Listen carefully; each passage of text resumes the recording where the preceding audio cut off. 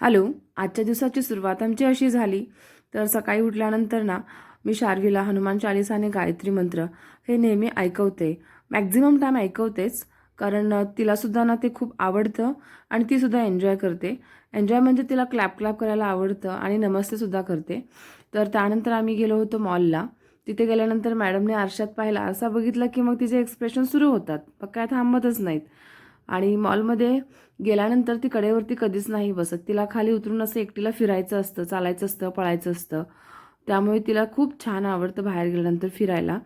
आणि मी मॉलला यासाठी गेले होते की मला काही भेटवस्तू भेटतात का, छान अशा मिळतील का मॉलमध्ये हळदी-कुंकूसाठी, त्यासाठी मी गेले होते.